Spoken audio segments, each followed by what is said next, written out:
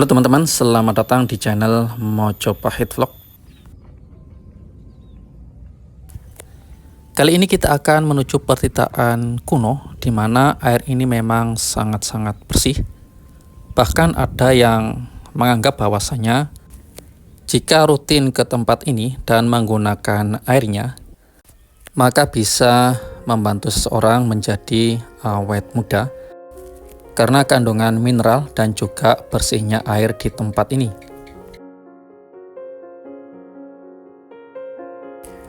Pertitaan ini terletak di Dusun Belahan Jowo, Desa Wonosunyo, Kecamatan Gempol, Kabupaten Pasuruan, Jawa Timur. Pertitaan ini dinamakan dengan nama Pertitaan Belahan, namun masyarakat sekitar lebih mengenal pertitaan ini dengan nama Pertitaan Sumber Tetek.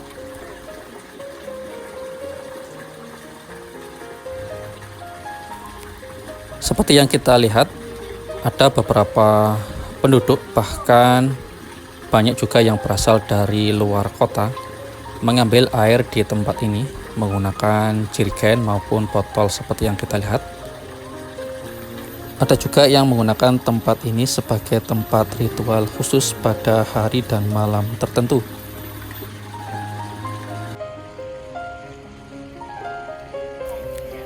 Letaknya memang berada di lereng Gunung Penanggungan, tepatnya di sebelah timur.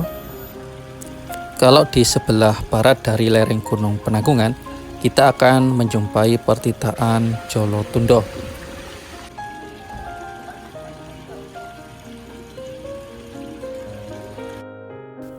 Mengenai siapakah yang pertama kali membangun pertitaan Belahan ini, memang di kalangan para peneliti masih terjadi silang pendapat. Pendapat pertama dikemukakan oleh peneliti dari Eropa, yakni Rovair.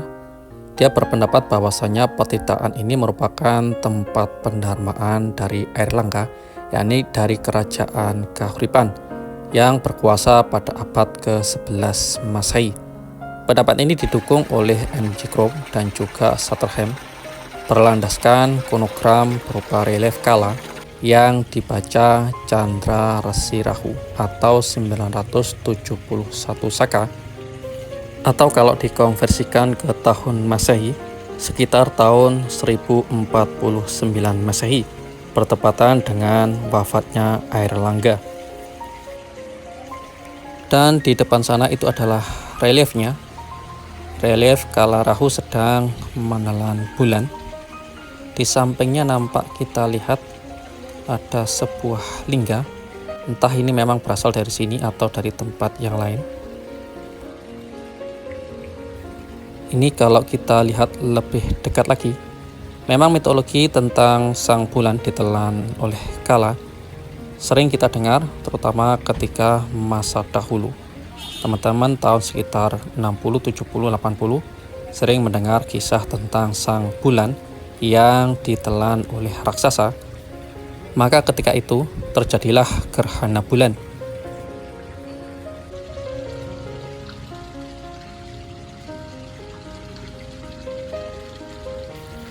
Ini reliefnya seperti retak di tengah-tengah, tepat berada di bawah bulan yang ditelan. Kalau kita lihat di bawah bulan tersebut ada sesosok tubuh, kemudian di tengah-tengah bulan ada lubang. Entah ini memang lubang dari dulu atau karena rusak.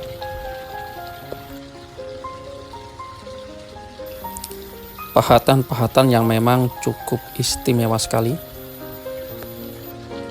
Kemudian pendapat kedua yang dikemukakan oleh T.H. Singh, dia meyakini bahwasannya pertitaan ini sebagai kolam suci bagian dari kompleks bangunan suci di Gunung Penanggungan.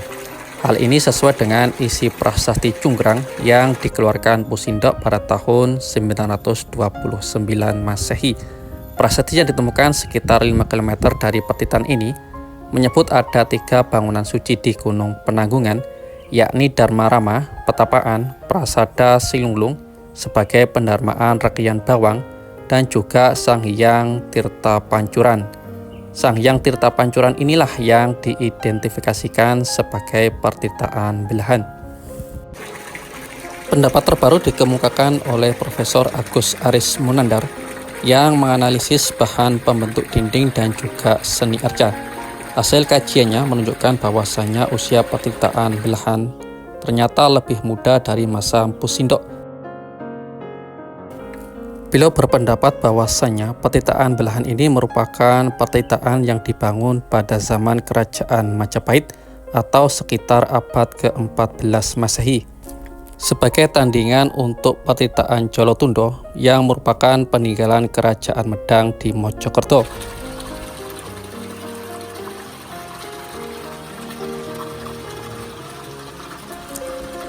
Pada relung sisi ini ada sebuah relief yang cukup menarik, yakni kalau kita lihat seperti ada relief seorang laki-laki, kepalanya mirip memakai ikat kepala seperti sorban.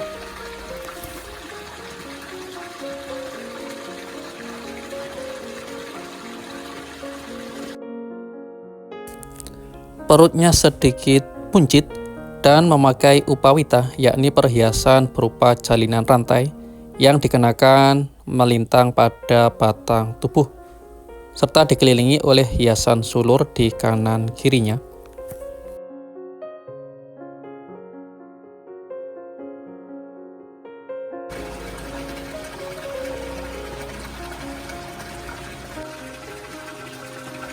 Tepat berada di sebelah kanannya ini adalah arca dari Dewi Sri, tampak ada lubang di kedua tangannya, yakni di kanan dan kiri. Untuk bagian yang tangan bagian bawah ini sudah putus, tidak berbentuk lagi.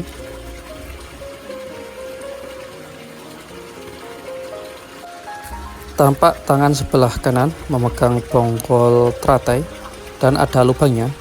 Ini dulunya merupakan tempat keluarnya air, namun sekarang sudah tidak keluar sama sekali, sudah mampet.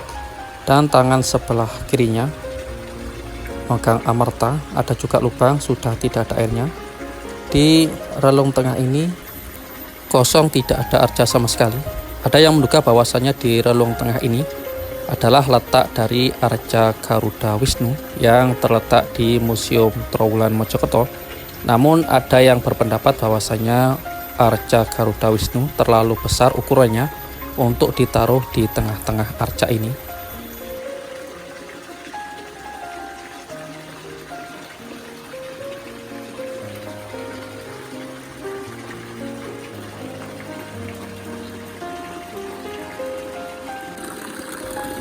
Kita bergeser ke depan lagi. Ini adalah arca dari Dewi Laksmi, di mana air mengalir melalui 2 payudaranya yang oleh masyarakat sekitar dinamakan sebagai Pertitaan Sumber Tetek.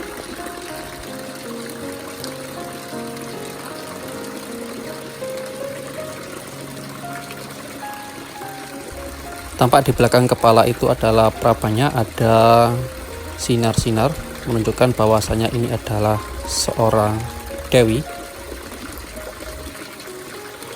Namun yang disayangkan bentuk wajahnya sudah rusak, sama seperti keadaan wajah dari Dewi Sri. Wajahnya tidak utuh lagi. Ini adalah lubang di tangan kanannya selain yang 2 ini, dan juga di tangan kirinya ini ada lubang. Masih kita lihat ada rembesan air keluar melalui sela-sela lubang ini. Ini seharusnya ada 4 pancuran mata air, namun yang berfungsi hanya 2 saja. Jadi kalau ditotalkan dengan arca dari Dewi Sri yang di sebelahnya, ini seharusnya ada 6 lubang pancuran yang mengalir melalui 2 arca yang ada di sini. Namun yang berfungsi sampai sekarang hanya ada 2 ini, Selain yang di sisi sebelah kiri ada pancuran melalui paralon.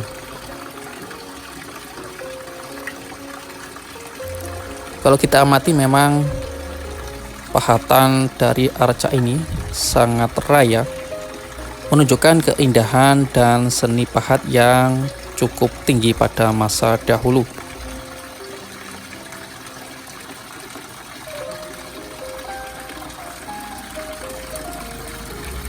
Tampak indah walau sudah berusia ratusan tahun, dan arca ini berdiri di atas Padmasana.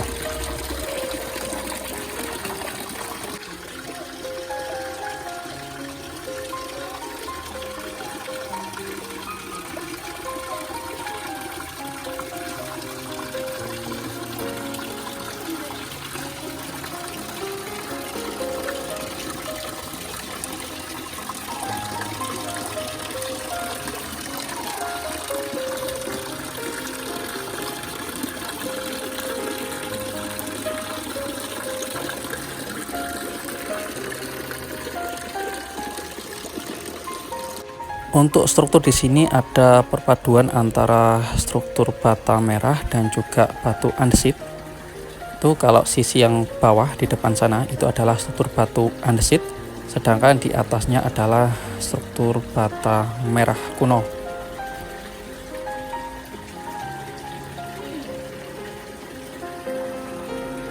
Dan air di sisi ini dikeluarkan melalui paralon yang berada di depan sana. Kalau lihat strukturnya, diperkirakan jaladuara atau pancuran air cukup banyak di sini. Di sana juga ada dahulu 1, 2, 3.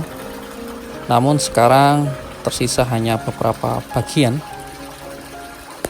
yakni hanya 3 buah, sisanya sudah rusak. Ini yang melalui paralon cukup besar sekali airnya. Seharusnya lebih banyak lagi, tapi sekarang hanya tinggal rembesan-rembesan air melalui dinding bata merah yang ada di depan sana. Candi Belahan yang memiliki dimensi panjang 6,8 meter, lebar 6,3 meter, serta tinggi 4,6 meter. Sebenarnya tahun 2024 kemarin, menurut juru kunci dari candi ini, sudah mengajukan permohonan untuk kegiatan ekskavasi. Permohonan tersebut disampaikan kepada Balai Pelestarian Kebudayaan Wilayah 11 Jawa Timur, namun hingga kini belum bisa terrealisasi. Pengajuan kegiatan ekskavasi ini memang cukup realistis, karena juru pelihara dari Pertitaan Belahan ini masih meyakini bahwasanya banyak bagian dari pertitaan ini, terutama bagian kaki dan juga gerbang yang masih tertutup tanah, sehingga saat ini memang belum jelas keseluruhan dari struktur pertitaan kuno ini. Kita doakan semoga saja pengajuan ekskavasi kali ini berhasil dan kegiatan tersebut bisa terlaksana di pertitaan bersejarah ini. Demikianlah teman-teman liputan kami tentang pertitaan kuno, Pertitaan Belahan, yang terletak di lereng Gunung Penanggungan sebelah timur. Semoga liputan ini bisa bermanfaat untuk kita semua dalam upaya untuk terus melestarikan peninggalan di Nusantara ini. Rahayu.